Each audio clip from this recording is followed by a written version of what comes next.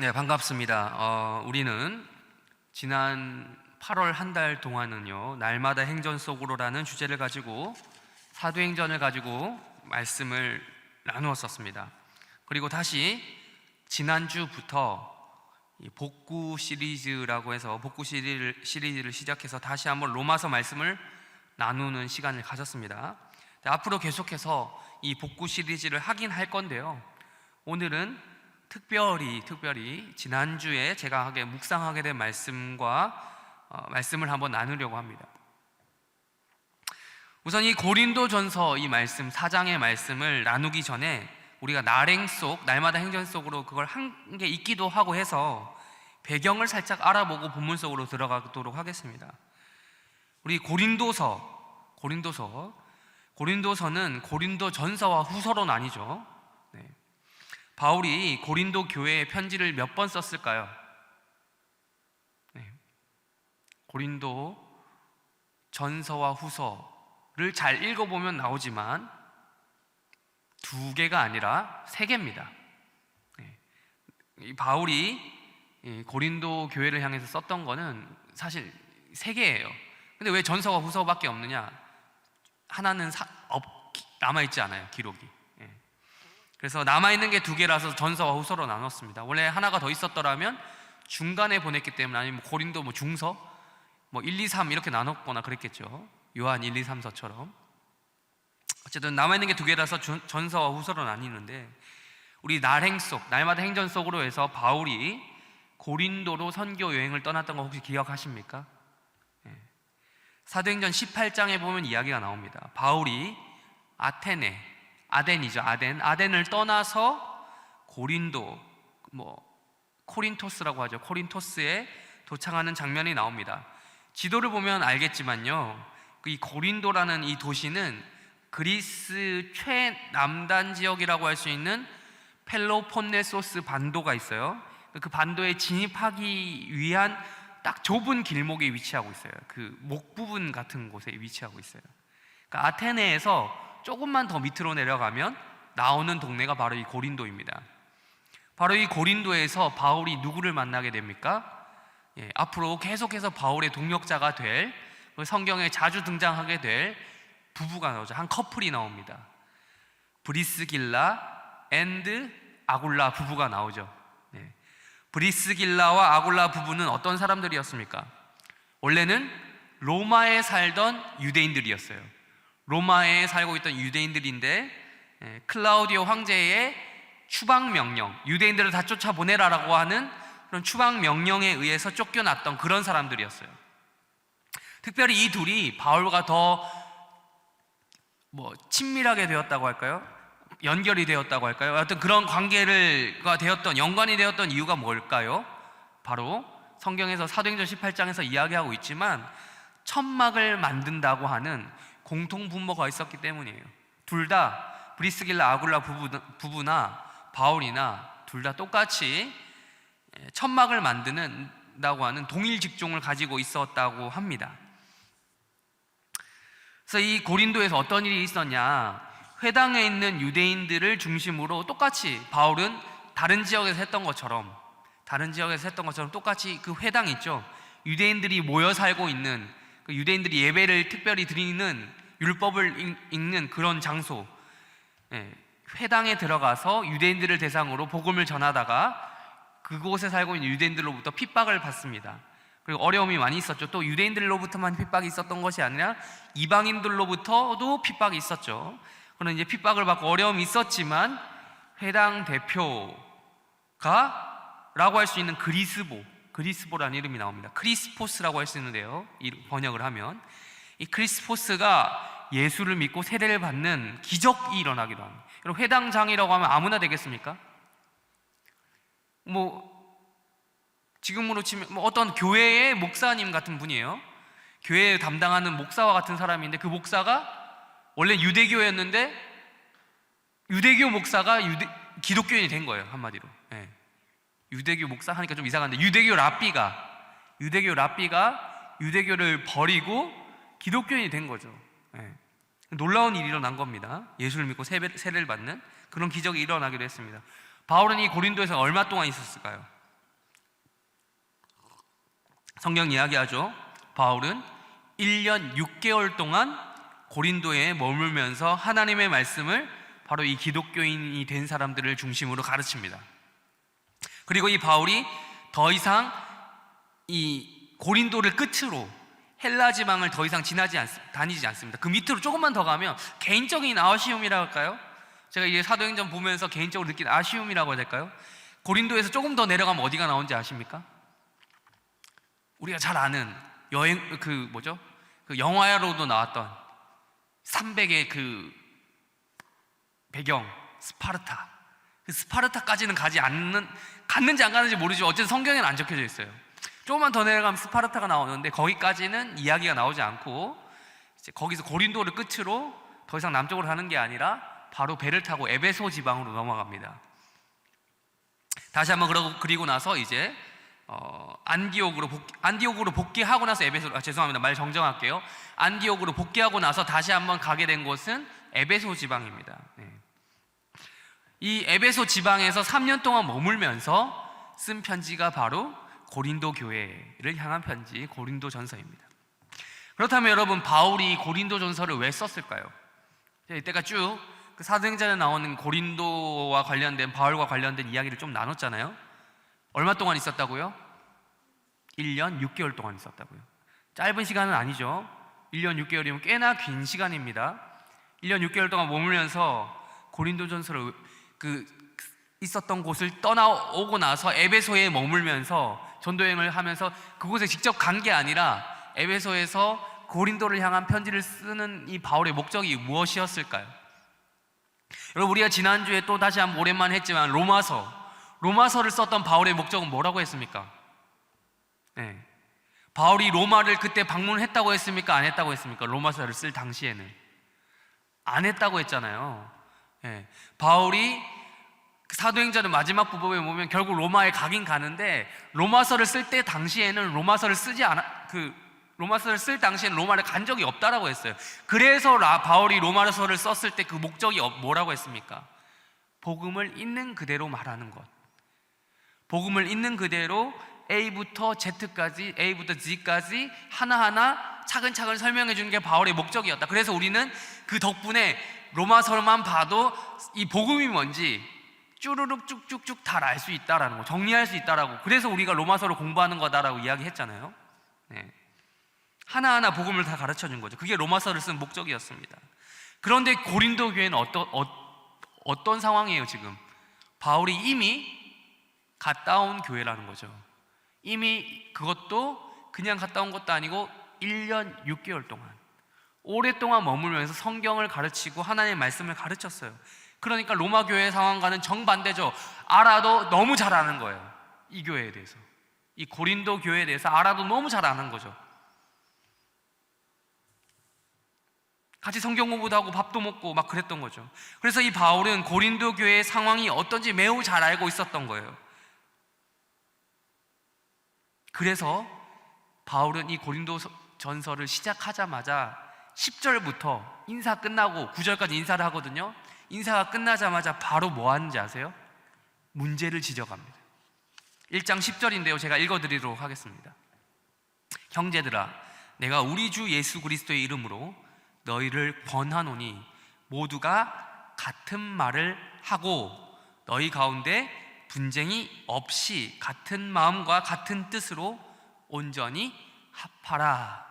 자, 뭐 하라는 말이에요? 아니, 뭐 하지 말라는 거예요? 뭐 하라는 게 아니고 뭐 하지 말라는 거예요?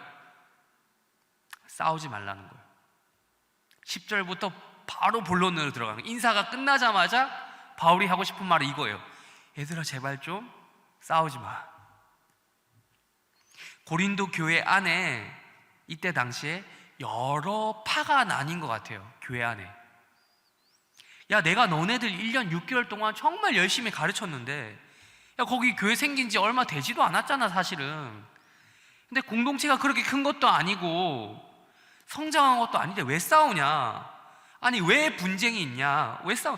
유대인이든 거기 교회 안에 유대인도 있을 것이고 헬라인도 있을 것이고 뭐 여러 이방인들도 있을 건데, 유대인이든 간에 헬라인이든 간에 우리 모두가 예수님의 십자가로 구원받은 똑같은 한 형제 아니냐? 내가 그거 가르쳤잖아 1년 6개월 동안. 예수님 왜 죽었냐?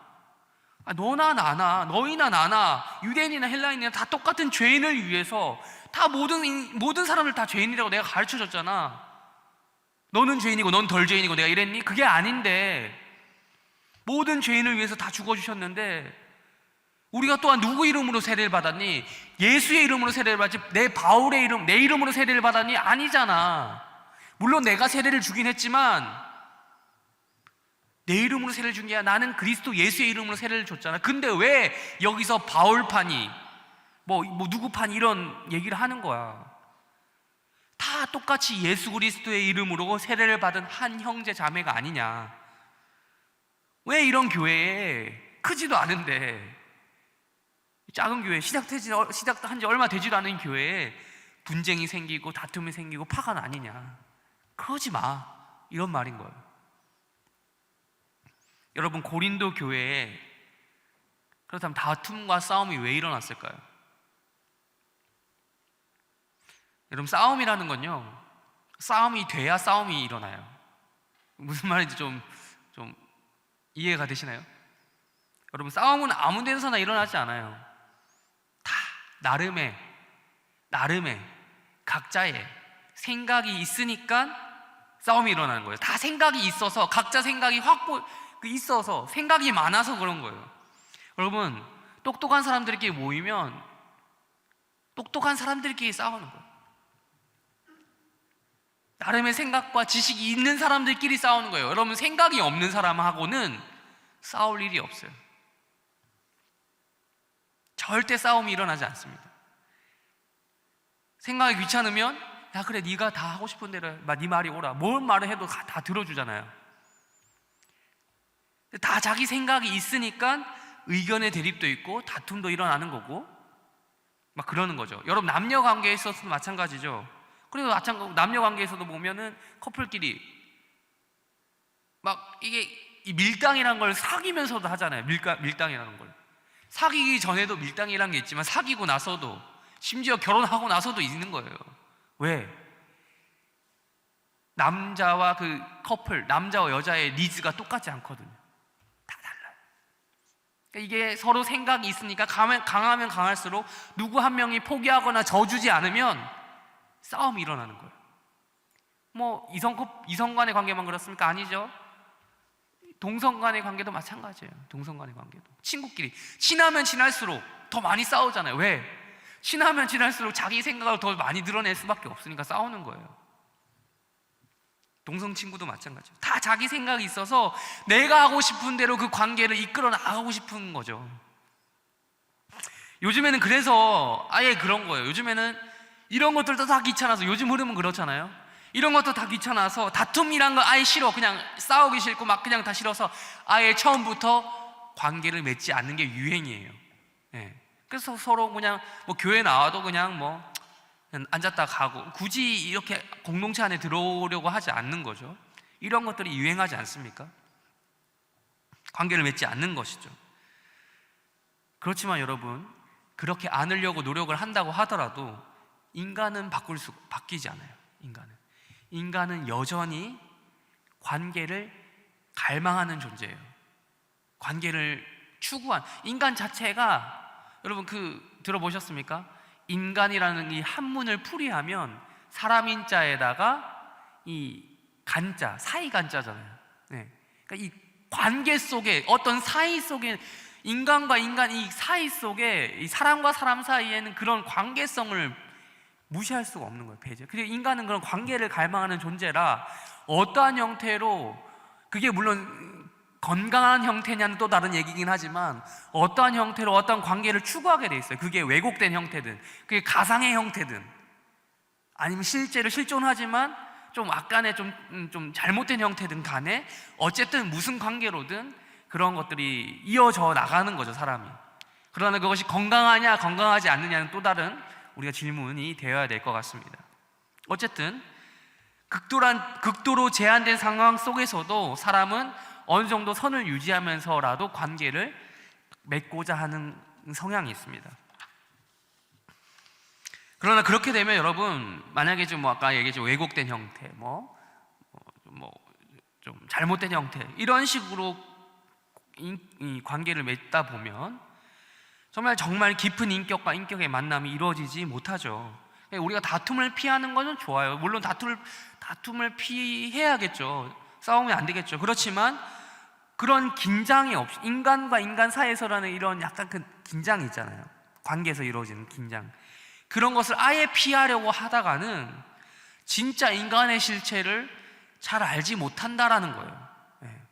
그래서 여러분, 이 싸워야 큰다는 말이 있는데, 싸움을 권장하고 막 치고받고 정말 죽일 듯이 싸우라는 말이 아니라 적당한 그런 긴장 속에서 인간과 상대방이 뭔지, 이런 거, 인간을 알아가는 과정은 우리가 관계 속에서 피할 수 없는 것입니다. 아무튼 바로 이 고린도 교회 얘기하다 지금 이 얘기를 넘어왔는데, 고린도 교회에는 이런 생각이 많은 이 생각이 있는 사람, 나름의 생각, 다 똑똑한 사람들이 모여 있었던 것 같아요. 생각이 많은 사람들이 많았어요. 네. 아니, 생각해 보시면 그게 납득이 가요. 왜 그러죠? 이 고린도 교회가 속해 있는 지역의 특성상 그럴 수밖에 없었어요. 여러분, 고린도가 어디라고 했습니까? 제가 아까 처음에 던져드렸죠. 이 단서를 던져드렸죠. 고린도의 지역 특성상 어디입니까? 어디 근처예요? 네. 아테네 근처죠. 아덴 근처죠. 아덴에서 바울이 어떤 사역을 하고 고린도로 넘어갔습니까? 거기서 보면 스토아 학파니, 에피크로스 학파니, 이런 철학자들하고 논쟁을 하잖아요. 바울이 거기에서 논쟁에 졌습니까? 지지 않았죠. 결코 지지 않았죠. 바울은 알고 있었고 다 철학에 대해서 깨고 있었고, 이런 똑똑한 사람들이 넘치는 곳이 그쪽 동네였다는 거예요. 헬라 지역, 그리스 지역에 그 똑똑한 사람들이 다 몰려 있었죠.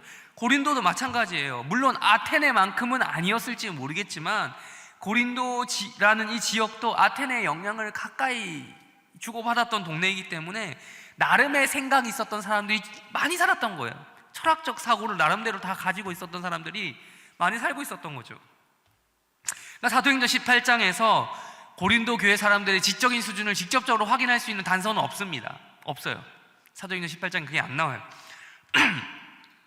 그런데 고린도 전서와 고린도 후서를 쫙 한번 읽어보세요. 얘네들이 나름의 생각이 있었고, 나름의 똑똑한 지식을 가지고 있었구나 라는 것도 우리가 쭉 확인할 수 있거든요.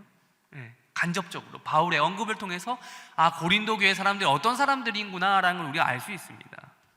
그러니까 바울 당시에 고린도는 어떤 동네였냐?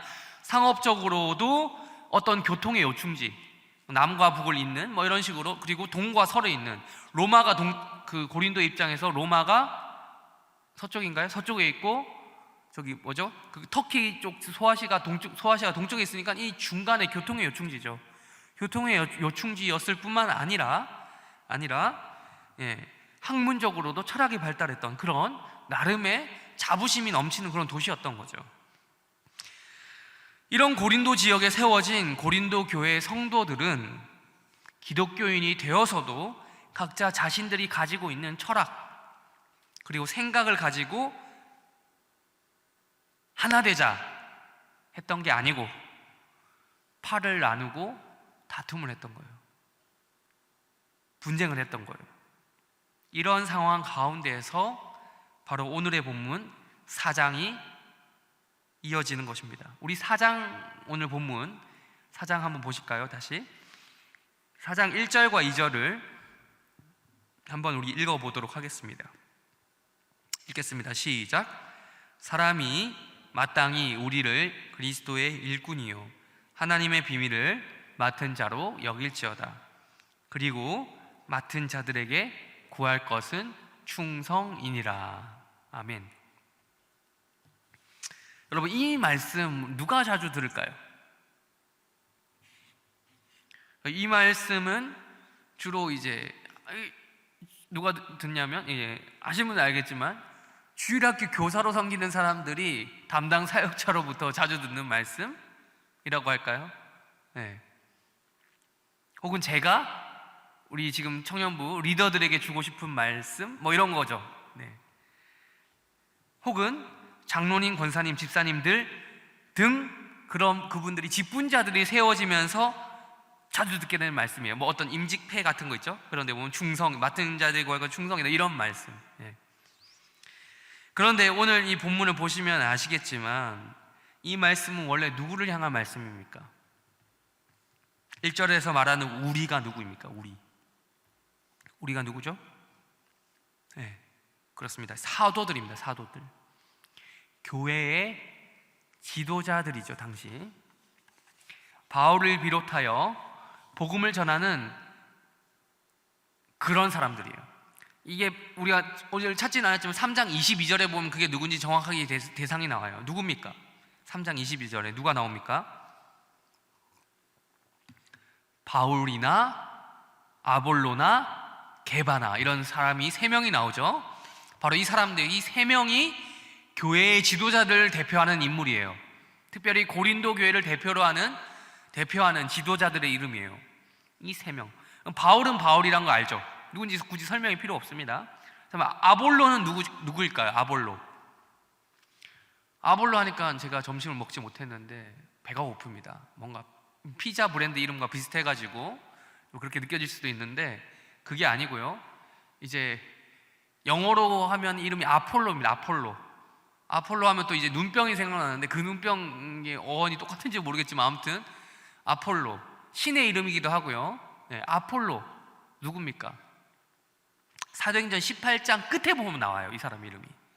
사도행전 18장 끝에 보면 우리 19장 초반부에 보면 등장하는 이름인데 이 사람은 어디 출신이냐라고 성경에 말하고 있냐면 지금의 이집트 쪽의 도시 알렉산드리아라는 도시가 있습니다. 이집트에 있는 알렉산드리아의 출신으로서 그곳에 살고 있는 유대인, 그러니까 디아스포라, 흩어져 사는 디아스포라 유대인이죠.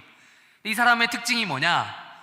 이미 예수를 믿기 전부터 성경을 매우 잘 알고 있었다라고 합니다. 물론 유대인이니까 다 성경을 잘 알고 있었겠지만 특별히 성경을 잘 알 뿐만 아니라 예수를 믿고 난 후에 이 사람이 어떤 행동을 했냐? 그 성경을 가르치던 가르치는 거죠. 누구에게? 복음을 모르는 사람들에게 복음을 전하는 탁월한 지식인이자 설교자였어요. 그 언변에 능하다 이런 말이 있거든요. 성경에 능통하고 말을 잘하더라 이런 말이 있어요. 그러니까 명설교가였던 거예요. 이 사람이 예수를 믿기 전에는 그냥 성경을 잘 알고 그냥 그 구약 안에서만 해석을 하고 막 그랬는데 예수를 믿고 나니까 그 구약이 새롭게 해석이 되는 거예요. 아, 하나님의 말씀이 이 예수 그리스도를 말하는 거구나 하면서 돌아다니면서 막 복음을 가르치고 설교를 하던 그런 명설교가, 말을 잘하는 그런 사람이었던 거죠. 이게 아볼로였습니다. 그러니까 말빨이, 소위 말하면 말빨이 된 사람, 부정적으로 말하려면 입을 땡땡하는 사람이라고 말해야 되는지 제가 설교 시간에서 말을 못하겠어요. 아무튼 그런 사람이었습니다. 이 사람이 어떤 사람이었냐? 바울이 떠나고 난 후에 고린도 지역에서 활동을 했다라고 사도행전 19장에 보면 나와요. 초반부에.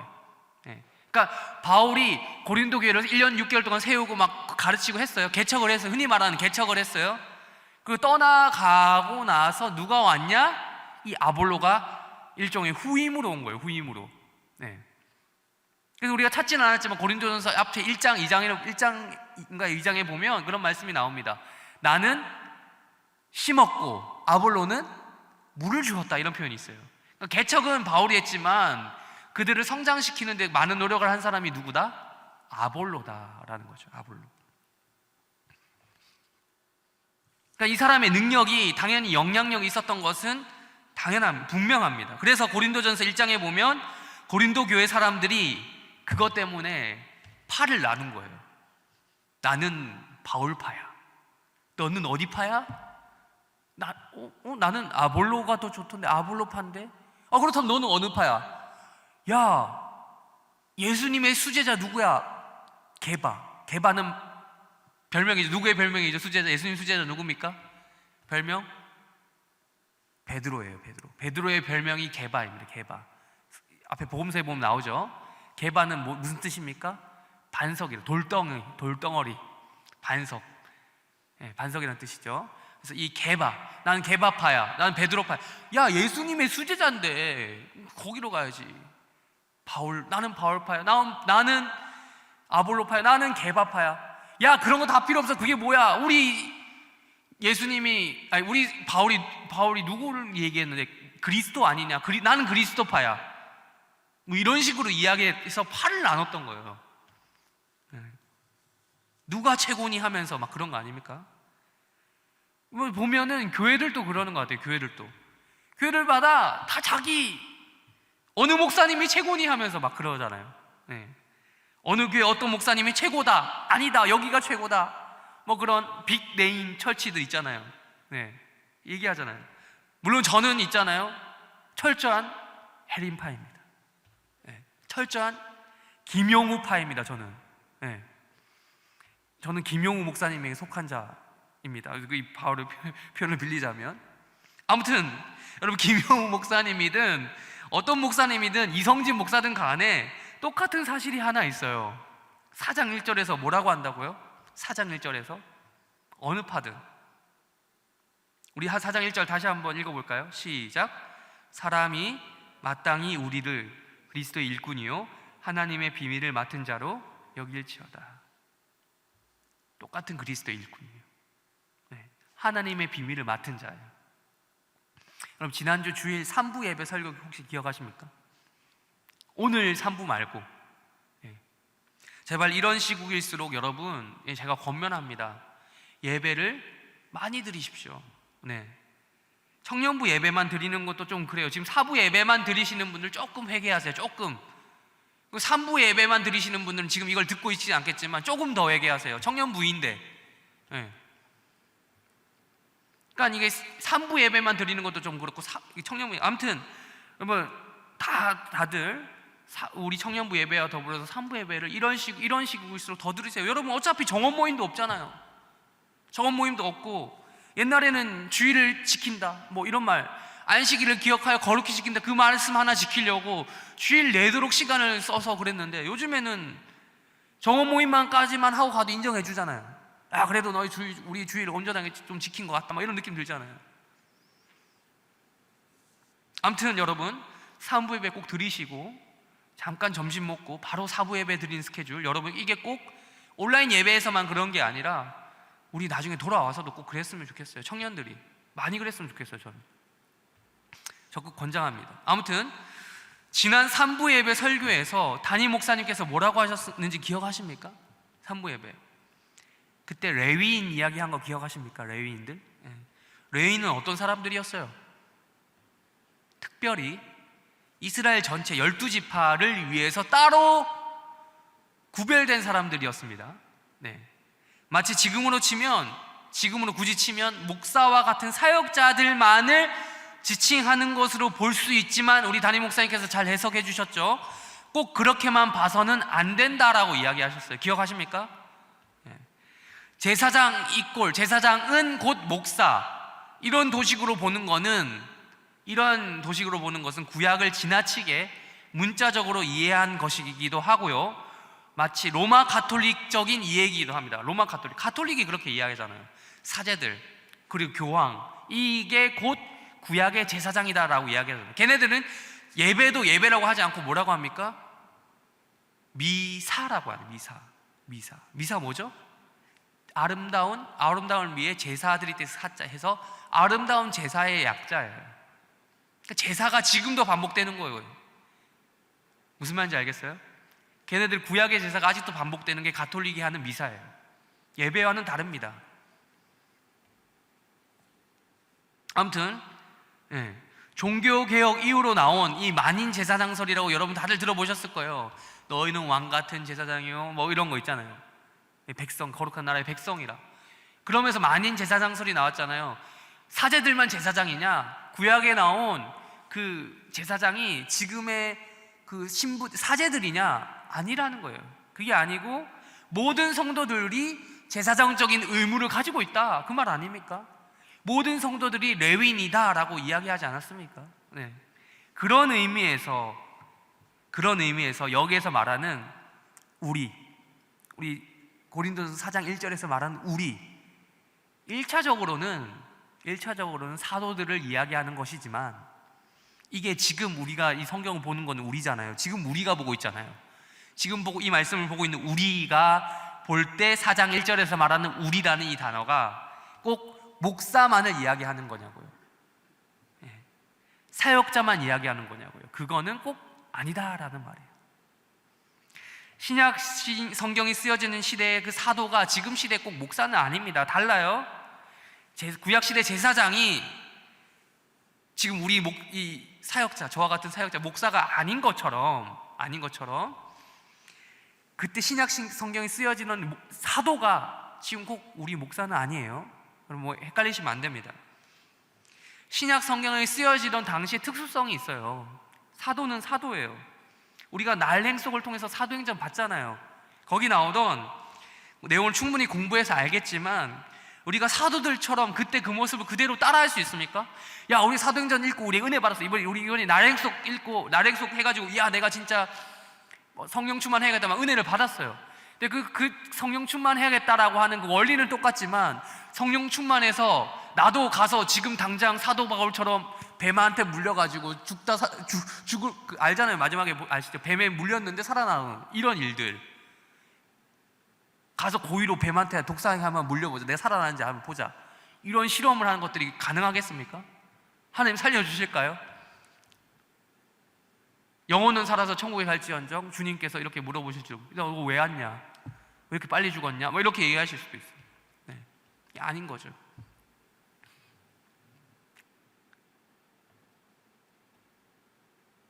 그대로 똑같이 따라하는 것이 사도행전의 기록 목적일까요? 야, 얘들아 사도행전 읽고 똑같이 따라해야 돼? 그게 아니라는 거예요. 사도행전의 기록 목적이 무엇입니까?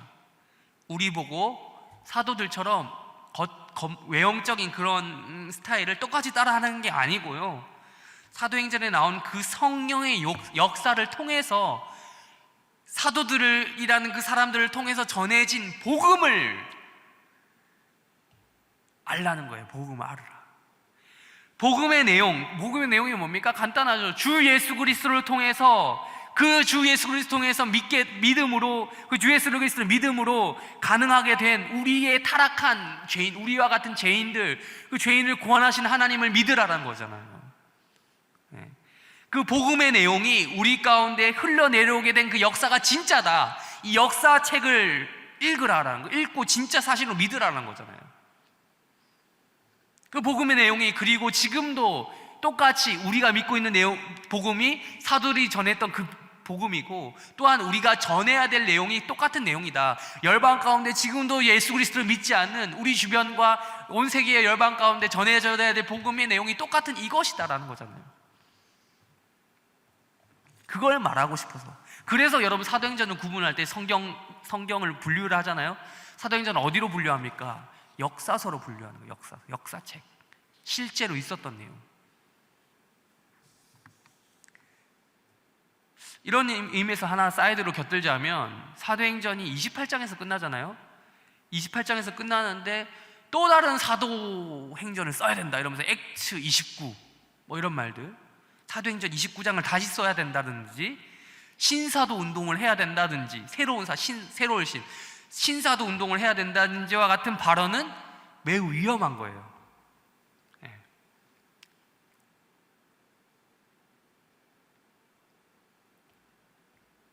아무튼 그래서 이 종교개혁과 그로 인해 주장되었던, 종교개혁 이후로 나왔던 그 만인 제사장설, 이런 말에도 불구하고요, 목사는 여러분 목사고 성도는 성도입니다. 여러분, 목사는 목사고 성도는 성도죠. 아까 앞에서 그런 말 쭉 제가 했지만, 그렇다고 해서 목사와 성도가 똑같습니까? 아니잖아요. 목사는 목사의 나름의 그 기능이 있고, 성도는 성도의 기능이 있잖아요. 직분자들을 직분자대로 기능적으로 다르잖아요. 엄연히 위치적으로 구분이 됩니다. 물론 제가 아까 말했던 것처럼 로마 가톨릭적 의미에서 수직적인 구조는 아니에요. 교황이 제일 위에 있고 중간에 사제들 있고, 뭐 추기경 사제들 쭉 있고, 그 밑에 평신도들이 있고, 이거 아닙니다. 그런 수직적인 위계질서는 아닙니다. 하나님 앞에서 다 신분상 평등하지만 교회 안에서 일종의 권한의 차이가 있는 거예요. 권한의 차이, 직분의 차이가 있는 거죠. 그래서 여러분, 담임 목사님께서 지난주에도 비유를 드셨고 종종 드시는 비유가 있습니다. 기억나십니까? 담임 목사님이 대리운전 띄우면 되겠습니까? 네. 그래야 담임 목사님이 대리운전 꼭 떼야, 야, 우리 막 그걸 보는 여러분이 만족하는 거예요. 우리 담임 목사님은 대림교회 담임 목사님은 대리운전도 하고 막 사역도 하고 다 하셔. 그래야 여러분들이 만족하겠습니까? 그 행복해하겠습니까? 야, 우리 목사님, 그래야 우리 목사님 진짜 목사야, 참 목사야 라고 이야기하시겠습니까? 아닙니다. 여러분, 목사는 목사의 기능과 직분에 따른 일이 있습니다. 네. 그런데 생각해보면 그래요. 여러분, 언론도 그렇고요, 심지어 기독교 언론이란 작자들이 이런 목사들이 진짜 투잡을 뛰고 쓰리잡을 뛰는 목사가 진짜 목사인 것처럼 막 비춰져요. 정말 긍정적인 목사상으로, 목사의 이미지로 보여준다라는 거예요. 여러분들은 뭐 그런 언론 이런 거 보신 분들이 있을 거라 생각을 하는데요, 그런 것에 익숙해지고 있어요. 여러분, 현실적으로 제가 투잡을 뛸 수밖에 없는 형편을 제가 무시하자는 게 아닙니다. 그런 형편의 목사들이 안타깝지만 있습니다. 많이 있어요. 제 주변에도 있어요. 투잡을 뛰시는 분들이 있습니다. 어쩔 수 없다고 치지만요, 그 상황 자체를 옹호하면서 목사가 진짜 그래야 하는 게 진짜 목사고, 그런 목사가 진짜 참 목사인 것처럼 옹호하면서 그걸 긍정적으로 비추는 것이 잘된 것입니까, 여러분? 안 돼. 잘못됐다는 거예요. 투잡 쓰리잡 뛰는 거, 그 알바하면서 돈을 버는 목회자를 아름답게 비추는 거, 그거는 옳은 것이 아닙니다. 물론 여러분, 왜 그런 이야기가 나온 건지 이해는 갑니다. 아시죠? 뭐 돈을 축적하면서 비리가 있는 그런 목사님들 있잖아요. 현실적으로 그런 사람들 있잖아요. 그런 목사님들 있잖아요. 예. 그렇지만 여러분, 그게 목사들의 대부분이 목사들이 그러고 있습니까? 대부분의 목사들이 진짜 실제로 그러고 있나요? 아니죠. 일부입니다. 제가 근데 이제 일부라는 말도 참 하기엔 이제 거북해요. 왜냐하면 일부라는 말도 막 하도 이제 이런 거에 대해서 실드치기도 바빠서, 진짜 일부냐? 기독교 다 그런 거 아니냐? 아무튼 대부분의 목사의 생활은 그렇게 넉넉하지 않지만 그렇다고 부유함을 추구하지도 않고 그냥 그렇게 살아가요. 근데 이제 여러분, 투잡 쓰리잡을 뛰는 목회자가 사회적인 인식으로는 그게 긍정적으로 보일지는 몰라도 결코 성경적인 목회자상은 아니라는 거예요. 2절 보실까요? 2절, 우리 읽었지만 2절에서도 그렇게 말하지 않습니까? 맡을 자에게 구할 것은 뭐다? 충성이다. 목회 환경에 충성되지 못한 목사가 잘못된 거지, 목회직 자체가 투잡 쓰리잡을 뛰어야 되는, 그게 당연해지는 위치가 아니라는 말이에요. 아니라는 말이에요. 다시 1절의 내용으로 돌아가서, 아직 제가 정리를 안 하고 마쳤는데요, 우리가 누구인지 정리해 볼까요? 우리. 1차적으로 고린도전서가 쓰여지던 당시에 복음을 전하는 사도들이죠. 이건 맞는 거죠. 사도들, 지금 바울이 자기들 얘기하는 거죠. 1차적으로 사도들 지칭하는 것이고요, 2차적으로 복음을 전하는 직분을 맡은 지금 이 시대에 목사 및 사역자들, 기능적으로 봤을 때 구분된다 그랬죠. 기능적으로 봤을 때 성도들이 못하는 그런 것들을 하잖아요. 다 못하는 목사 및 사역자들을 말하는 것이 맞아요. 그러나 마지막으로 3차적으로 확대시키면 복음을 전하는 사명을 가진 여러분들, 즉 모든 성도들도 모든 그리스도인들을 말하는 것이다 라고 우리는 충분히 적용해 볼 수 있겠습니다. 즉 우리는 하나님 앞에서 모두 각각 목사로, 직분자로, 리더로, 멤버십으로 각자의 자리에서 맡겨진 상황 가운데서 그냥 그리스도인으로서 충성해야 하는 사람들인 거예요. 이게 사도들에게만 해당되는 말이 그때 그 당시, 그리고 지금 이 시대로 굳이 내려오자면 목사들에게만 한정된 얘기가 아니라는 거예요. 근데 여러분, 바울이 1절과 2절처럼, 다시 그때로 돌아갈게요. 바울의 시점으로 돌아갈게요. 바울이 4장 1절과 2절처럼 이야기한 이유가 있습니다. 3절부터 5절까지 한번 볼까요? 3절부터 5절까지 우리 한번 같이 읽도록 하겠습니다. 시작. 너희에게나 다른 사람에게나 판단받는 것이 내게는 매우 작은 일이라. 나도 나를 판단하지 아니하노니 내가 자체가 아무것도 깨닫지 못하나 이로 말미암아 의롭다함을 얻지 못하노라. 다만 나를 심판하실 이는 주시니라. 그러므로 때가 이르기 전 곧 주께서 오시기까지 아무것도 판단하지 말라. 그가 어둠에 감추인 것들을 드러내고 마음의 뜻을 나타내시느니 그때에 각 사람에게 하나님으로부터 칭찬이 있으리라. 아멘. 제가 아까도 말했지만 이 고린도 교회의 성도들의 지식은 상당했습니다. 똑똑한 사람들이 많이 모여 있다 보니 오히려 좋은 일을, 선한 일을 도모해서 야 우리 하나 되자가 한 게 아니라, 그 똑똑함을 가지고 훌륭한 일을 마련한 게 아니라, 교회를 위해, 복음을 위해 우리 이렇게 했을 때 이게 아니고 팔을 나누고 싸움질을 했던 거죠. 그런데다가 우리가 지금 읽은 것처럼 그 똑똑한 지식 수준으로 심지어 바울을 비롯해서 그 각각의 사도들 있죠. 각각의 사도들, 복음을 전하는 자들, 바울, 아볼로, 게바, 이런 사람들을, 이 사도들을 저울질했던 거예요. 즉 사도들을 판단질하고 평가질했던 것입니다. 누구는 어떻고 누구는 저떻고 이랬던 거예요.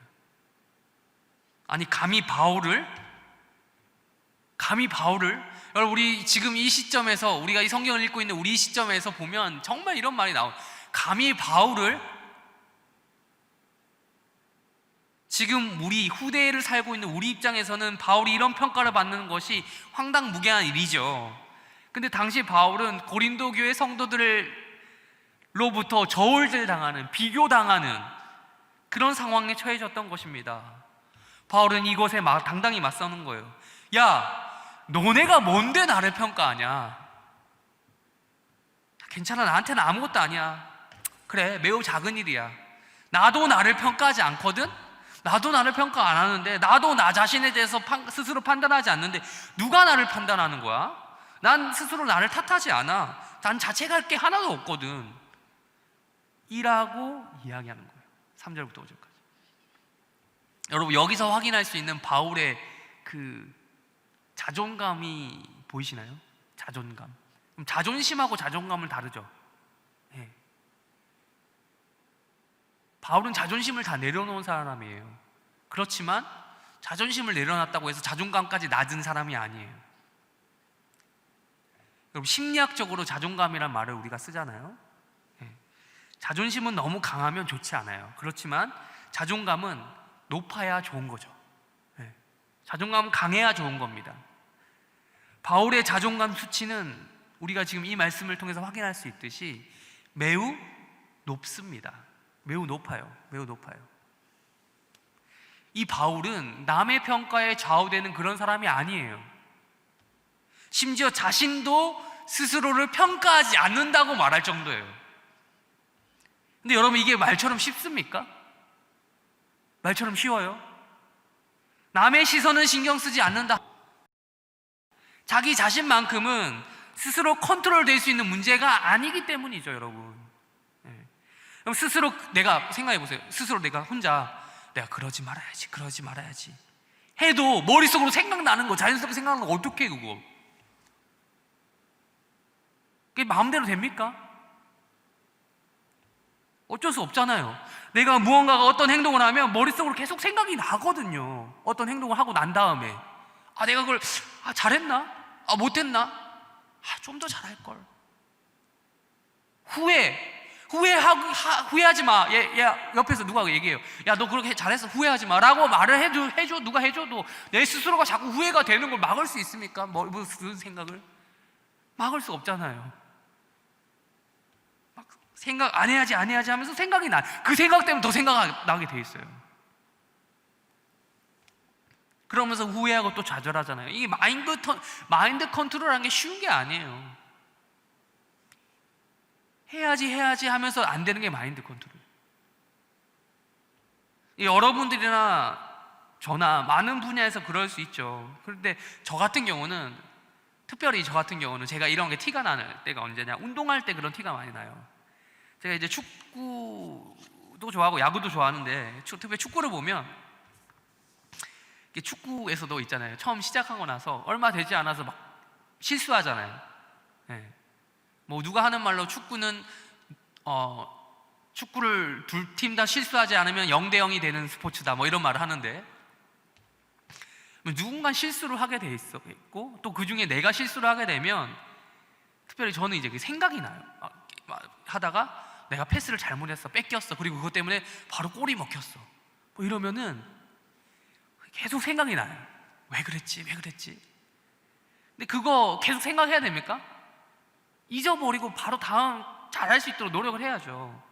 다음 플레이로 넘어가야 되는데 그게 계속 생각날 때가 있어요.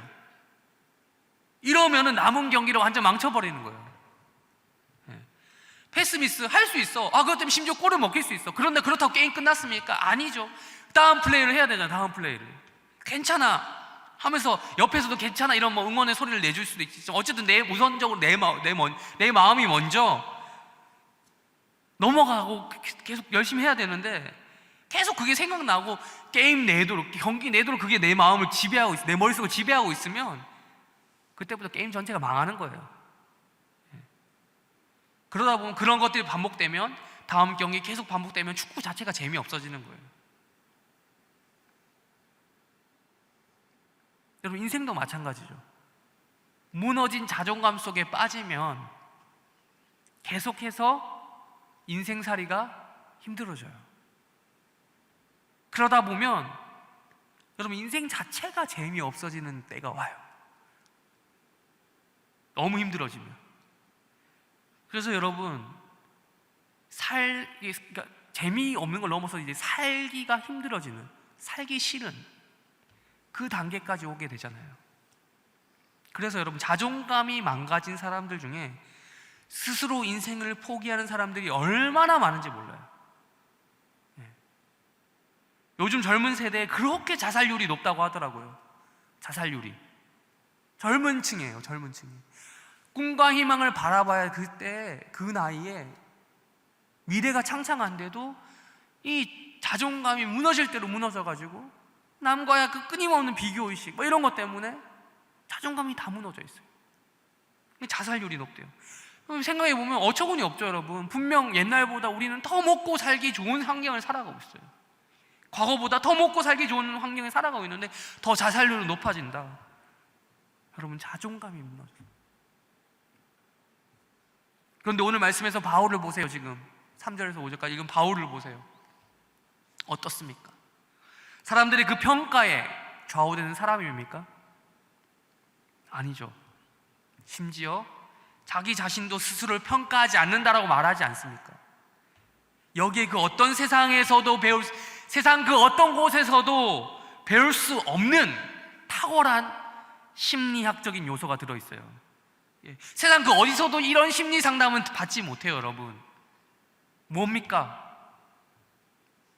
남들의 평가도 필요 없어. 심지어 자기 자신을 향한 스스로의 평가도 필요 없어. 필요 없다는 거예요. 여러분, 이 시대 심리학, 여러분 혹시 심리학 공부해 보신 분 계십니까? 이 시대 심리학은 이렇게 말하죠. 야, 남들이 너에 대해서 뭐라고 평가하는지 중요하지 않아. 너 자신이 중요해. 한편으로 맞는 말 같아요. 남들의 평가 중요하지 않다라고 얘기했으니까. 그런데 반은 맞고 반은 틀렸어요. 뭐가 틀렸습니까? 남들의 평가에 영련하지 않는 것은 맞는데 자기 자신이 자신을 평가한다는 그 굴레에서는 벗어나지 못한 거예요. 성경과 똑같은 것이 아니에요. 해결책을 잘못 주는 거예요. 이 시대 심리학은. 심리학은 무엇으로 해결할 책을 제시하는 거죠? 끊임없이 자기 자신을 스스로 긍정적으로 평가하도록 만들잖아요. 끊임없이 자신 스스로를 바라보게 만들잖아요. 그래서 근데 여러분, 인간의 실상이 어떻습니까? 성경에서 말하는 인간의 실상이 뭡니까? 인간은 스스로 긍정적으로 보고 싶어도 그럴 수 없는 존재라는 거예요. 자기 자신을 사랑하라고 하는데 내 안에는 나를 사랑할 만한 것들이 없어요. 그러니 이 딜레마인 거예요. 성경이 무엇이라고 그러나 얘기합니까? 너 자신도 평가하지 말라는 거예요. 지금 바울이 이야기하는 것처럼 너 자신 스스로도 평가하면 안 된다라는 거예요. 너 자신 스스로도, 나 자신 스스로도 믿을 수 없는 존재라는 거예요. 자존감의 문제를 자기 속으로, 심리학이 말하는 대로 자기 속으로 깊게 파고 들어가지 말라는 거예요. 그 안에 파고들면 들수록 뭐만 있습니까? 내 안에 있는 그 각자 자신에게 있는 죄인된 본성만이 있는 거예요. 폐허밖에 없는 거예요. 폐허, 무너진 거, 엉망진창인 그거밖에 없는 거예요. 그 안에 답이 있겠습니까? 아무리 긍정적으로 보고 싶어도. 성경의 용어로 바꿔서 말할까요? 4절의 중간에 답이 나오죠. 이로 말미암아 의롭다함을 얻지 못한다. 이로 말미암아 의롭다함을 얻지 못한다. 답이 없다는 거예요. 그걸로 답이 안 된다는 거예요. 의롭다함, 구원을 받을 수 없다. 그걸로 너 자신을 어떻게 치유하거나 치료할 수 없다는 거예요. 자존감을 세울 수 없다는 거예요. 세상이 제시하는 방법은. 내가 나를 아무리 긍정적으로 판단해서 자존감을 높이려 노력한다 하더라도 반대죠. 내가 아무리 나를 부정적으로 판단하여 철저히 스스로 엄격히 다루고 자아 비판에 그런 거죠. 그런 것으로 자존감을 높이려고 노력한다 하더라도 이런 방법 저런 방법 그 어떤 방법으로도 인간은 스스로 의롭다함을 얻을 수 없는 거예요. 외부의 평가든 나 자신의 평가든 간에. 그렇다면 답은 뭐겠습니까? 그렇다고 평가가 없는 것은 아니죠. 뭡니까? 있어요. 평가가 있습니다. 성경이 말하는 평가, 판단은 어디로부터 돼야 된다? 네. 누구의 판단? 4절 끝에 보면 나오죠? 뭡니까? 다만 나를 심판하실 이는 누구다? 주 시인이라 하나님이시다. 우리 로마서 2장 했던 거 기억나시죠? 판단 누가 한다고요? 하나님이 하시는 거예요. 하나님의 판단 기준이 있어요. 하나님이 판단하시는 거. 하나님만 나를 판단하실 거야. 바울의 그 로마서에도 기록해 넣었고 지금 고린도 전서에서도 기록하고 있는 똑같은 이 사상, 똑같은 메시지예요. 하나님이 나를 판단한다. 그렇습니다. 우리 기독교인의 자존감, 그 근거는 뭡니까? 바로 기독교 심리학의 기본은 뭡니까? 바로 하나님. 여러분 심리학 공부하시는 분도 혹시 있는지 모르겠지만 반드시 기억하세요. 세상 이거예요. 반드시 새기길 바랍니다. 누구의 판단? 심판하실 분은 누구다? 하나님이시다. 판단하실 분은 누구다? 하나님이시다. 여기서 오해하지 말 것은 지금 바울이 말하는 하나님만 나를 판단하셔 라고 하는 이 맥락이 나는 죄인이 아니야. 나는 아무 죄도 없는데 이들이 뭔데 나를 판단해. 나는 뭐 이런 게 아니라는 거예요. 막 죄인이 아니라고 막 스스로 부정하는. 마치 여러분 영화 밀양이라고 되게 옛날에 나왔던 영화 있는데 이거 본 사람들 다 봤을 거예요. 아무튼 안 본 분들 한번 보시기 바랍니다. 많은 생각을 하게 해요. 아무튼 밀양에 나오는 그 나쁜 놈이 있어요. 전도연의 딸을 죽여놓고는, 그런 죄를 지어놓고는 나중에 전도연이 찾아가서 내가 그래 용서해 줄게 라고 했는데 전도연이 정말 많은 작심을 하거나 가서 용서해 주려고 찾아갔어요. 근데 찾아가니까 그 감옥에 찾아가니까 하는 말이 나는 이미 하나님으로부터 용서받았어. 나는 괜찮아 라고 말을 해버리는 거예요. 이런 쓰레기가 있나? 그런 태도를 지금 바울이 보이고 있다는 거예요. 나는 니들이 뭔데 날 판단, 난 괜찮아. 하나님 나 괜찮다 그랬어. 이런 겁니까? 아니죠. 크게 그런 느낌이 아니에요. 여러분 바울 아시겠지만 오늘 대회 설교 말씀 중에도 중간에 나왔지만 그 누구보다도 자기 자신에 대한 인식이 정직했던 사람이에요. 바울이 뭐라고 했습니까? 내 자신의 상태에 대해서 나는 죄인 중에 괴순이다. 죄인 중에 죄인이 바로 나야 라고 이야기했던 사람이에요. 그러니까 지금 바울이 자기 상태가 나는 무죄야, 나는 아무런 죄가 없어 라고 하는 의미에서, 그런 근본적인 의미에서 나는 자책할 것이 없다라고 이야기한 게 아니고, 내가 적어도 지금 너희들 고린도 전서를 쓰고 있는 이 시점에서 고린도 교인들 너희들 앞에서 내가 떳떳하다라는 거예요. 너네들의 평가를 받을 정도로 내가 막 그렇게 내가 잘못한 건 없다. 왜 내가 너희들, 그리고 다른 사도들이 너네들한테 평가를 왜 내가 너희들로부터 판단을 받아야 되냐라는 거예요.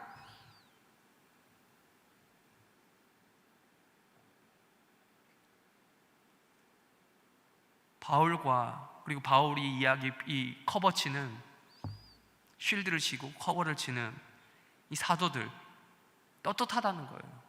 사도직 너네들이 그렇게 팔을 나눠서 우리를 싸움 붙일 뭐 이럴 급 너희는 그런 급이 안 된다라는 거예요. 우리 사도들 전체가 복음 전하는 일을 정말 충성되게 이행했다라는 거죠.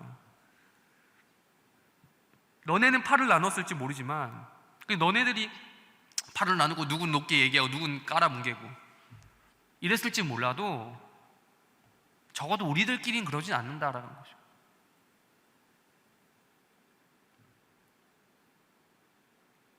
니들이 뭔데 우리를 판단해?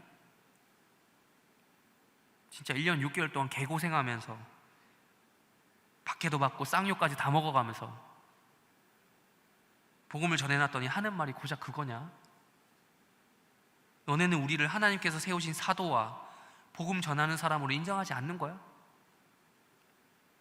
왜 그렇게 다 팔을 나누어가지고 바울파니 아볼로파니 게바파니 하면서 싸움질을 해가지고 니네들이 지지하는 그쪽과 또 지지하지 않는 그런 사람들을 이렇게 깔아뭉개는 거야.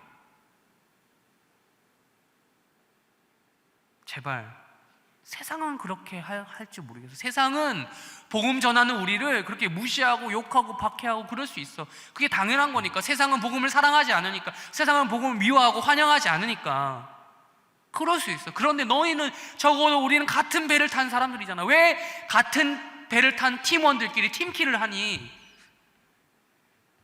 왜 셀프 디스를 하는 거야? 왜 같은 팀을 죽이려고 하는 거야? 왜 판단을 하는 거야? 라는 거죠. 우리 이어서 6절과 7절을 읽겠습니다.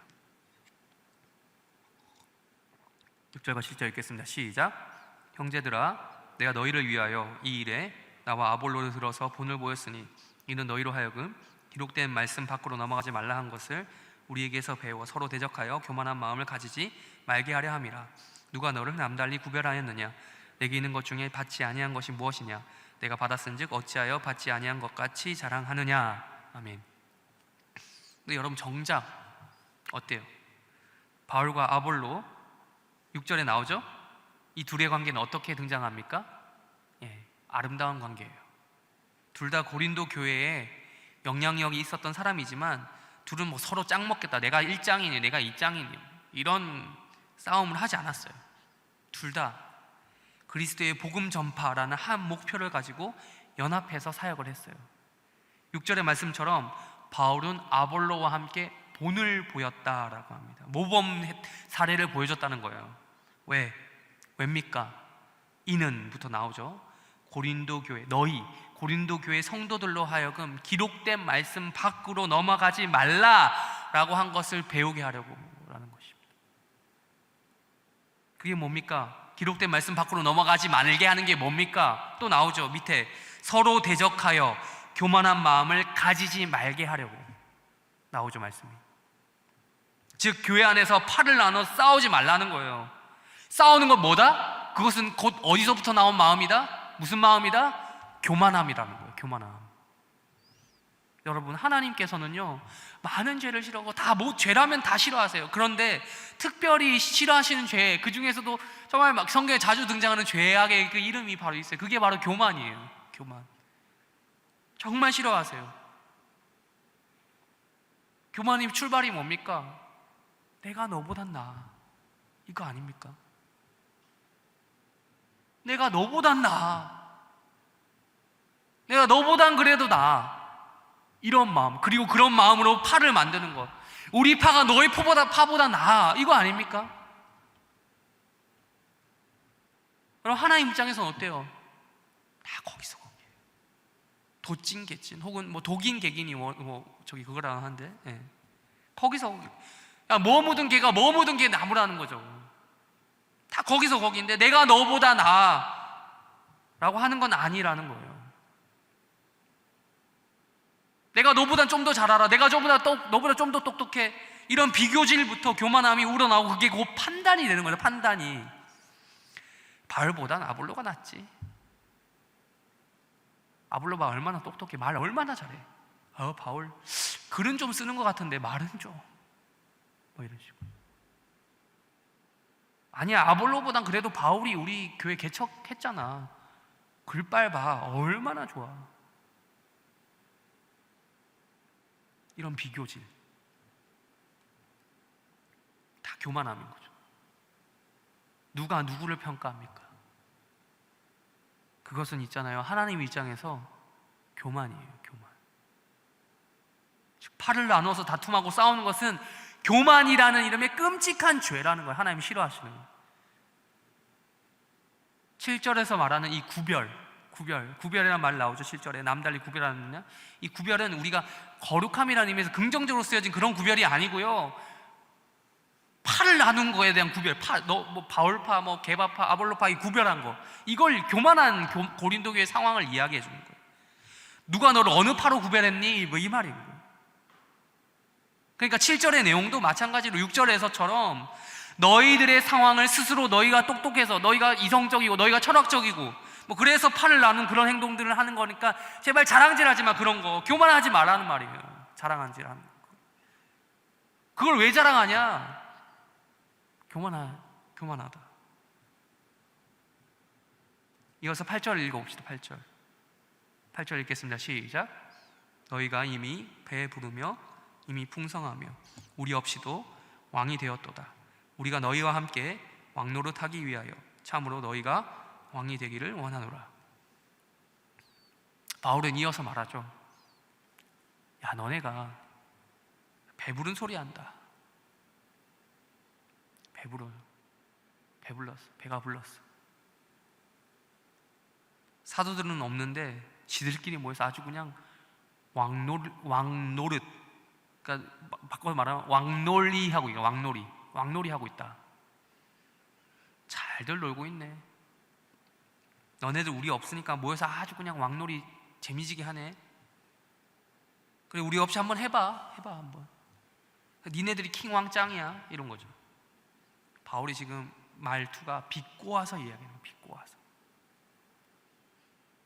여러분, 그리스 하면, 제가 지금 그리스 얘기 아까 좀 했었는데, 고린도, 그리스 하면 생각나는 정치 시스템이 뭐죠? 그리스로부터 시작된 정치 시스템이 뭡니까? 민주주의죠. 민주주의. 그렇다면 민주정의 반대는 뭐죠? 민주정의 반대, 공산주의입니까? 지금 우리가 살고 있는 이 시대에는 그렇죠. 근데 아니죠. 공산주의는 나중에 생긴 개념이니까 제가 지금 바울의 시점으로 물어봅니다.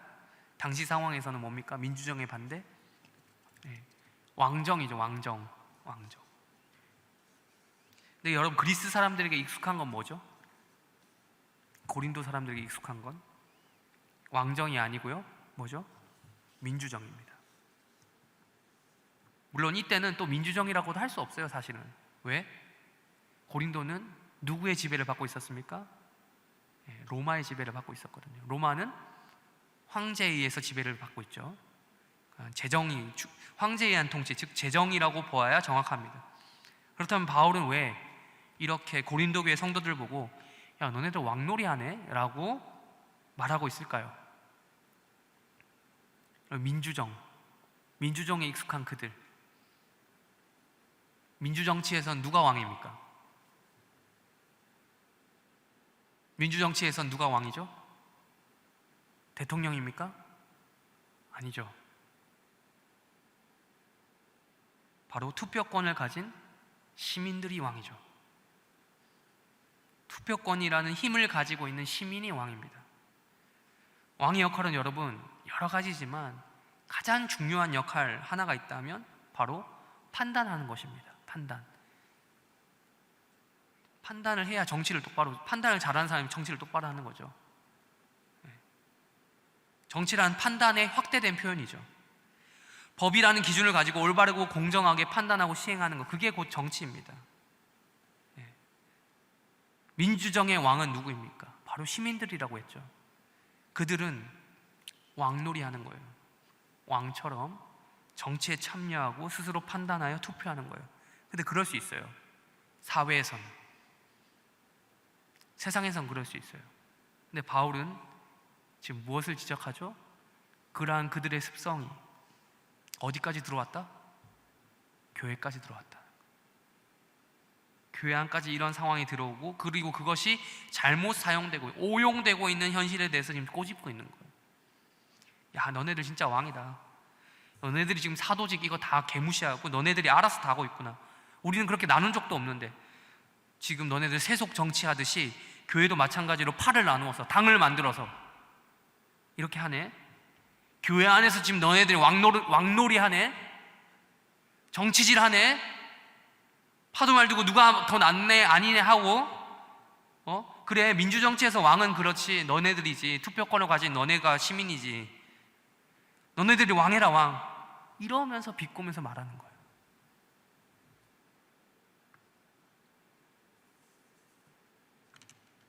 우리 마지막 9절을 한번 읽어볼까요? 같이 9절 읽겠습니다. 시작. 내가 생각하건대 하나님이 사도인 우리를 죽이기로 작정된 자 같이 끄트머리에 두셨음에 우리는 세계 곧 천사와 사람에게 구경거리가 되었노라.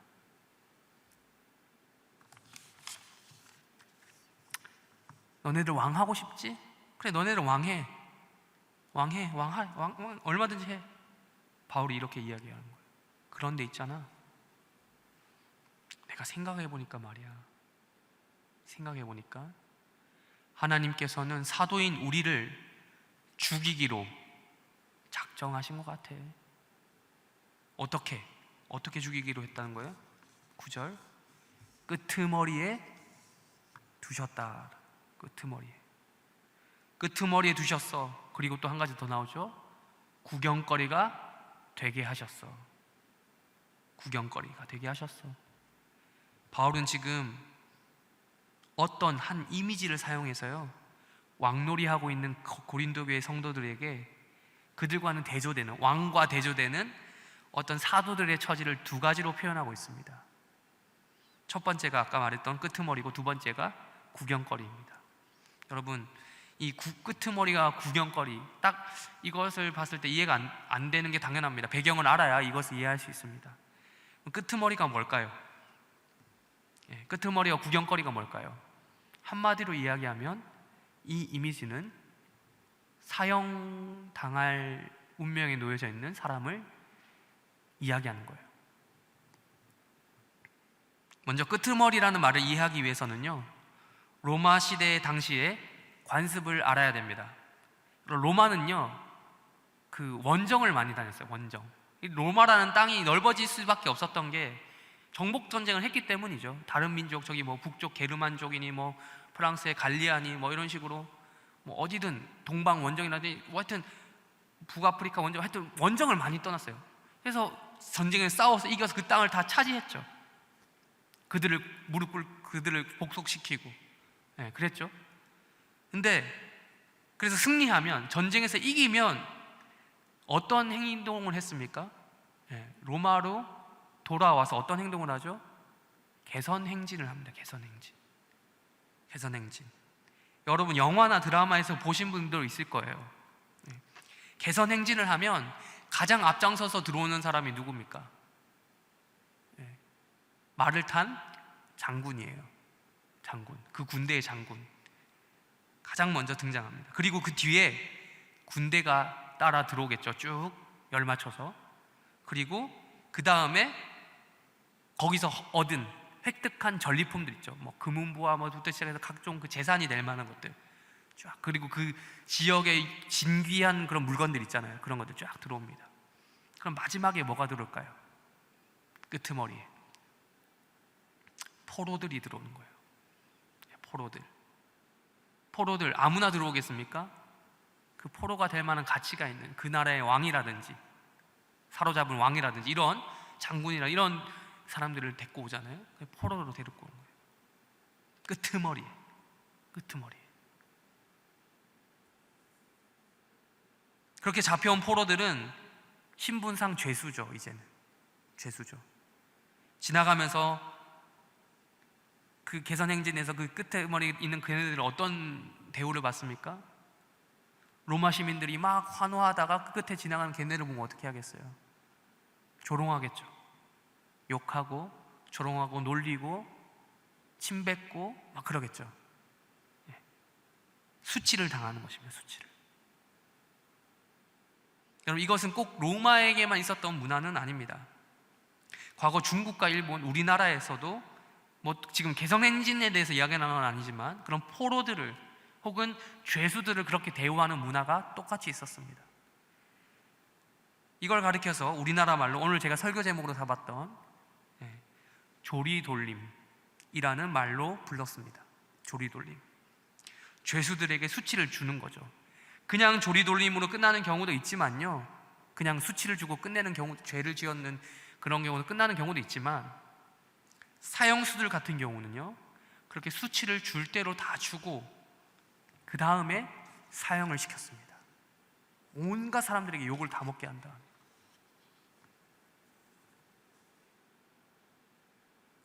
그럼 끄트머리에 있다, 끄트머리에 있다라는 것은 이 이미지를 떠올리게 합니다.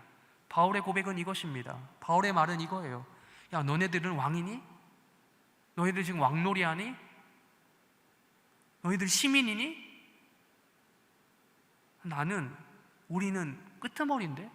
우리들은 포로, 지금 사형수인데? 곧 죽을 건데? 라는 거예요. 방금도 말했지만 끄트머리에 있는 포로들의 운명은 뭐라고요? 그렇게 로마 시내를 몇 바퀴 돌다가 조롱을 당할 대로 다 당하고 사형 일자를 받고 즉시로 사형을 당하거나, 아니면 콜로세움과 같은 그런 경기장에 끌려나가서 검투 경기나 사자와 같은 맹수와의 시합에 투입되어서 결국 죽게 되는 운명에 처해지는 거예요. 즉 구경거리가 되는 거예요. 구경거리. 그래서 우리가 지금 볼 수 있는 이 한글 성경, 개혁 한글 성경에는 개혁 개정 성경에 나오진 않지만요, 다른 번역, 표준 세번역 성경에서는 뭐라고 적어놨냐면, 하나님께서는 사도들인 우리를 마치 사형수처럼이라는 단어를 넣어놨어요. 사형수처럼 이라고 번역을 했고요, NIV 성경, 영어 성경에 보면 Those condemned to die in the arena. 경기장이라면 in the arena. 아레나에 들어가서, 경기장에 들어가서, 콜로세움 같은 경기장에서 죽을 사형수처럼 정죄되었다 라고 번역을 했어요. 바울은 이렇게 이 끄트머리와 구경거리라는 이미지를 사용해서요, 자신과 다른 사도들은 복음을 위해 고생대로 다하며 살다가 곧 죽을 날을 기다리는 사형수와도 같고, 고린도 교회 성도들은 편안하게 앉아서 개선 행진을 관람하는 왕놀이하는 자들로, 혹은 경기장에 편안하게 앉아서 시민들 죽여 살려 이렇게 하는 거, 죽여 살려, 엄지손가락을 올렸다 내렸다 하는 그런 시민들, 혹은 황제들이 이렇게 하는 황제놀이 하는 그런 자와 같다고 비꼬는 거예요. 지금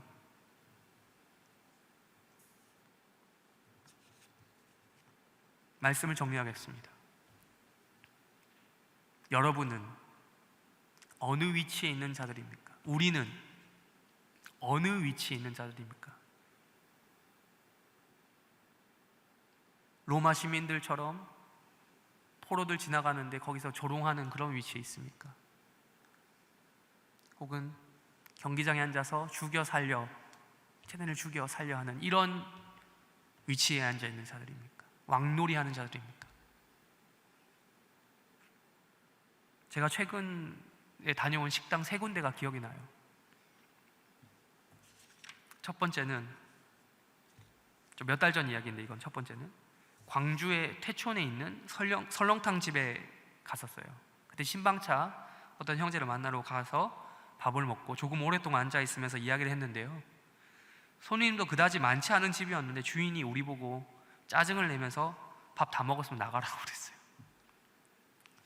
자, 이제 교회차 타고 가가지고 교회차에 이름 다 적혀져 있으니까 우리가 기독교인인 줄 알았나 보다 싶었는데요, 나가면서 상당히 기분이 나빴어요.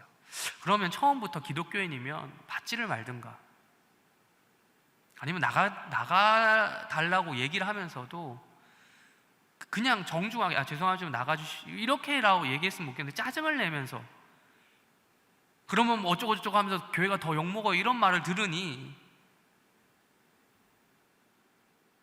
참 기분이 나빴습니다. 그때 신방하는 형제가 막 더 미안하고 그러기에 제가 그냥 넘어갔는데, 안 그랬으면 제 성격상 주인한테 제가 뭐라 했을지도 모르겠어요. 전 착한 사람이 아니라서. 내 돈 주고 밥 먹는데 기분이 상당히 나빴던 거죠. 둘째, 이건 어제 토요일 말고 지난주 토요일이었는데요. 교회 근처 식당에서 교역자끼리 점심 식사를 하거든요. 토요일 점심마다 식사를 했는데, 식사를 끝내고 잠깐 대화를 나누고 있었는데 가족 단위로 오셨던 어떤 손님 중에 어떤 가장이 되는, 아버지가 되는 듯한 분이 갑자기 우리 쪽을 보면서 상당히 공격적인 표정과 말투로 식사 다 하셨으면 마스크를 써달라고 이야기했습니다. 그냥 이 내용만 보면 그냥 마스크 좀 써주십시오 하면 되는 부분이었던 것 같은데, 상당히 이 불편함 이상의 표정, 화를 내기 직전의 표정으로 그렇게 얘기했어요. 근데 그분과의 거리가 가까웠냐? 그것도 아니었어요. 그때 담임 목사님께서 그냥 넘어가셨기 때문에 저도 그냥 이제 넘어가긴 했는데, 만약 안 계시거나 혹은 뭐 제가 그냥 개인적으로 그런 말 들었으면 전 그냥 안 넘어갔을 것 같아요. 왜냐면 본인도 식사 아직 시작도 안 해서 고기를 막 굽고 있다고 그런 얘기를 했거든요. 우리는 뭐 구운 고기 먹은 건 아니지만 고기를 굽고 있으면서 자기도 마스크를 안 쓰면서 그 말을 하더라고요. 뭔가 모순점이 느껴지기도 했고 부당함이 느껴지기도 했습니다. 식당에서 그냥 교회 사람들 모인 것 같으니까 딱 알고 저격해서 그런 식으로 말을 했던 것 같아서 기분이 나빴습니다. 그런 기분이. 마지막 셋째, 지난 월요일에 또 담임 목사님 또 비롯해서 전체 교역자가 신방을 하고 나서 점심 식사를 했습니다. 예약석에 갔거든요. 일반석에 가지 않았어요. 예약석에 갔어요. 근데 식사 중에 역시나 어떤 가족 단위로 보이는 사람들이 중간에 들어왔습니다. 그런데 그들의 눈빛을 제가 잊지를 못해요.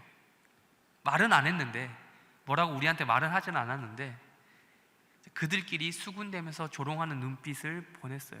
근데 다른 분들은 몰랐을지 모르겠지만 저는 그런 건 좀 예민한 편이거든요. 내가 좀 예민해서 그런 걸 수도 있어요. 근데 보이더라고요. 조롱하는 눈빛과 말투와.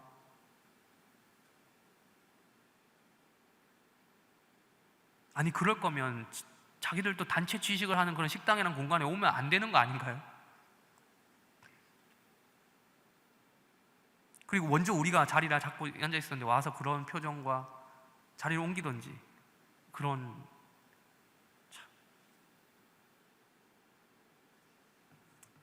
지금 이 세 가지 이건 지금 제 개인적인 사건을 말한 거잖아요.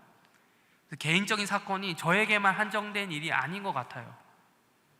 요즘에 그 여러 가지 이야기를 들어보면요,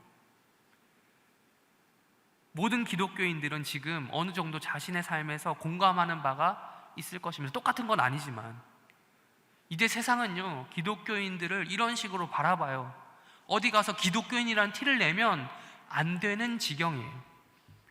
굳이 그렇게 나 기독교인이요 라고 홍보하면서 나 써붙이고 다닐 필요는 없지만, 기독교인인 게 드러났을 경우 사람들은 주홍글씨를 찍어버려요.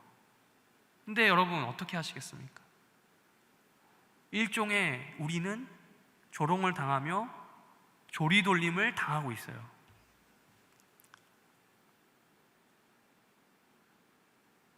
물론 진짜 조리돌림은 아니지만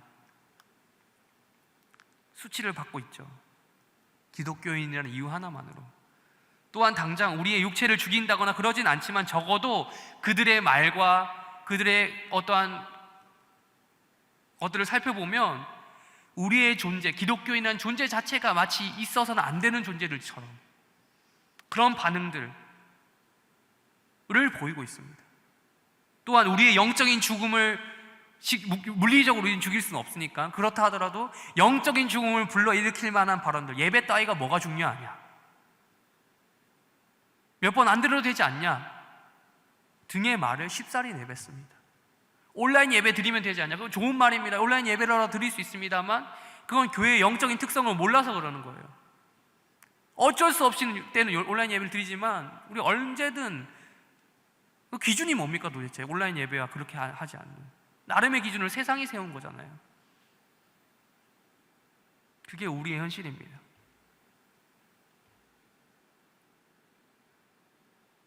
그렇다면 다 좋습니다. 다 좋습니다. 그렇다면 다 좋은데요.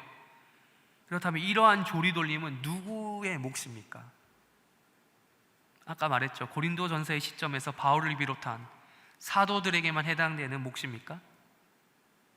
아까 우리가 4장 1절 2절에서 말하는 우리가 누구라고 했습니까?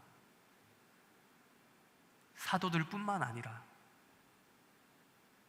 지금의 목사 및 사역자들 뿐만 아니라 복음을 가지고 있는 여러분 모두, 우리 모두 아니겠습니까?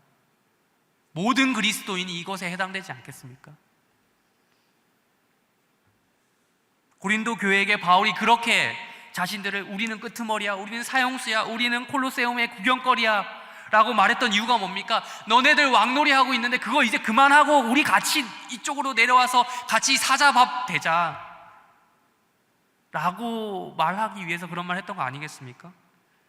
함께 조리돌림 당하는 그 수치스러운 자리에서 침뱉음 당하고 욕먹고 같이 그렇게 하자,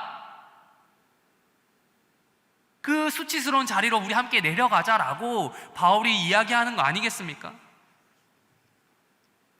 제가 지금 여러분에게 말하는 것이 제가 당했던 그런 세 가지 상황에 대해서 뭐 함께 분노해줘, 함께 짜증내자 이런 말을 하는 게 아닙니다. 저는 저의 성향대로 그냥 기분이 나빴을 뿐인데, 그러나 적어도 여러분의 상황 가운데서 그런 수치를 당한 것 같은 상황이 발생한다면 여러분은 정말로 그런 것 때문에 내가 예수를 위해서, 내가 기독교인이라는 사실 때문에 수치를 당하고 있구나, 내가 조리돌림을 당하고 있구나, 그래서 나는 그래 나는 그런 사람이야 라고 스스로 인정을 하고 있냐는 거죠. 기분이 나쁘냐는 거죠. 복음 때문에. 내가 복음 때문에 걔네들 때 기분 나쁘고, 그래 맞아 기분이 나쁘지만 어쩔 수 없지, 내가 기독교인이니까, 이런 마음이 있냐는 거예요. 아니면 여기서 선을 딱 그어버리고 나는 뭐 별 이 상황에 대해서 아무런 문제의식이 없어, 나는 괜찮은데, 난 뭐 별로 하면서 아무런 문제의식도 없고 아무런 상황에 대한 파악도 없고 그저 고린도 교회 성도들처럼 왕자리에서 왕놀이하면서 엄지손가락 올렸다 내렸다, 쟤네를 죽여 살려 하는 판단하는 위치에 있지 않느냐는 겁니다. 우리는 어떻습니까?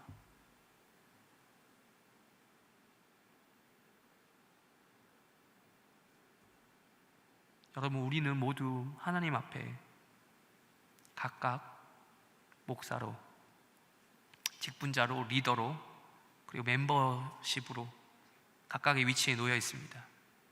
우리 모두 각자의 자리에서 맡겨진 상황이 있을 거예요. 여러분이 맡겨진 처해진 상황, 학생이라는 상황, 직장인이라는 상황, 뭐 이렇게 구직자라는 상황, 뭐 등등의 알바생이라는 상황 등등 여러 위치에 놓여 있을 것입니다. 그런 상황 가운데서 우리는 왕놀이하는 자에 있지 않았으면 좋겠습니다. 교회를 판단하고 교회가 이래야 돼 저래야 돼 그게 아니고요, 엄지손가락 올렸다 내렸다 하는 그런 판단하는 자들이 아니라 함께 바울의 고백처럼, 바울의 권면처럼 끄트머리, 구경거리가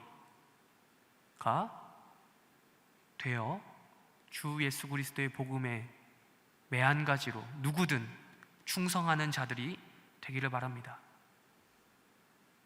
우리 오늘 밖을 보니까요, 밖을 보셨나요? 올 때 하늘이 너무 맑아요. 너무 맑았어요. 정말 코로나가 주는 일종의 행복인 것 같아요. 이런 말 함부로 하면 안 되겠지만 하늘이 너무 맑았어요. 무심하게도 너무 맑아요. 가을 하늘 공활한데 정말 높고 푸르요. 가을 하늘이 너무 좋아요. 이런 날씨에 교회에 못 나온다? 저는 너무 어색해요. 이런 상황 가운데서도 여러분 계속해서 어려운 상황이 지속될 겁니다. 한동안은. 여러분, 그럼에도 불구하고 우리에게 맡겨진, 각자에게 맡겨진 상황 가운데서 우리 모두 주 예수 그리스도의 이 복음에 충성하는 자들, 충성하는 끄트머리, 충성하는 구경거리들이 되기를 바랍니다. 그렇게 우리 하루하루 살다가 또 때가 되면, 상황이 언제든 좋아지면 다시 만나는 그런 해림교회 청년들, 성도들 됐으면 합니다. 우리 같이 기도하겠습니다.